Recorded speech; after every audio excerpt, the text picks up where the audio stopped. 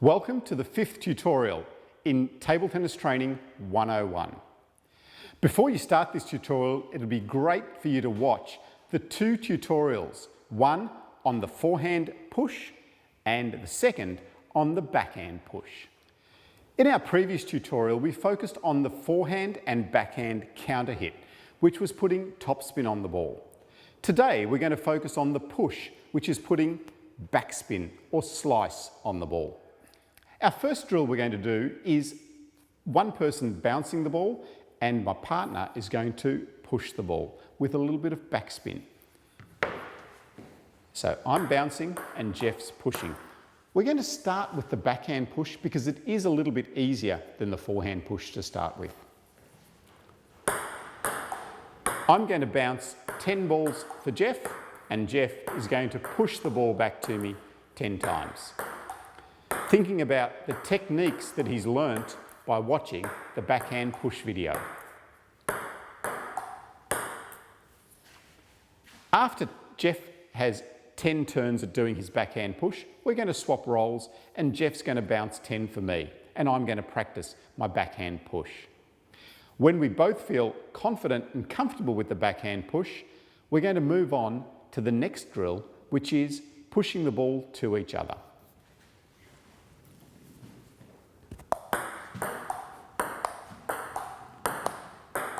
The important thing here is to keep the ball nice and slow when you're doing your push and see if you can make it easier for your partner by controlling where the push is going to. If I push the ball all over the place, it becomes difficult for Jeff to practice his push. So if you can keep that ball consistent and to the one position or close to that one position, it's going to help both of you to practice the backhand push. The basic idea with the push is to start to put some backspin on the ball. Now, with the counter hit, we were starting lower and coming up and forward and putting some topspin on the ball. With the push, we're starting a little bit above our contact point and coming down. So we're putting some backspin on the ball. Now let's have a go at the consistency game. So Jeff and I are going to cooperate with each other and try to get as many backhand pushes on in a row without a mistake. Let's go, Jeff. 1, 2, 3, 4, 5, 6, 7, 8, 9, 10. See how many backhand pushes you can do in a row. Now it's time to switch to the forehand push. Again, we're going to start by me bouncing the ball to Jeff 10 times to let him practice that forehand push consistently. 1,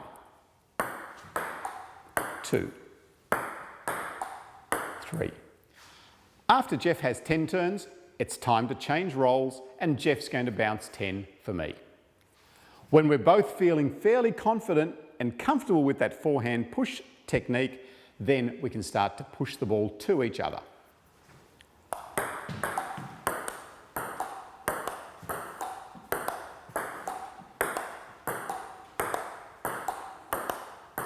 Remember, with all of these drills, if you are feeling that it's a little bit tough, it's okay to go back a step.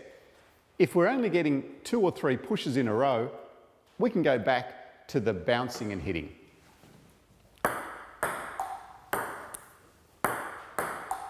When we both feel comfortable again, then we can try hitting the ball to each other.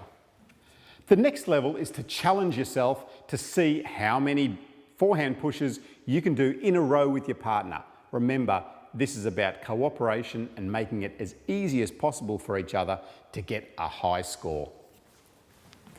1, 2, 3, 4, 5, 6, 7.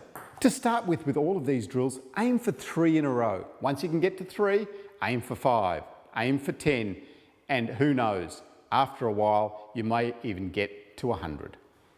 We've now learnt the 2 pushing strokes, the forehand and the backhand. Now we're going to combine the strokes so that we can play from all around the table. We're going to just push the ball slowly to each other anywhere on the table, focusing on making sure that if the ball goes into Jeff's forehand box, he's going to play a forehand push, and if it goes into his backhand box, he's going to play a backhand push. I'm going to do the same. Being a left-hander, this is my forehand, and this is my backhand.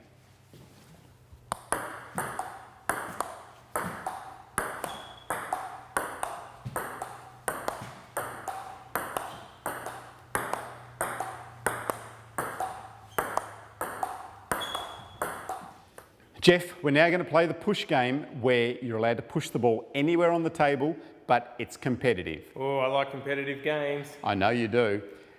It's a normal game up to 11 points, but the only restriction is you are only allowed to use the push. Okay, backhand or forehand? Backhand or forehand. Let's go. Let's go. Lovell.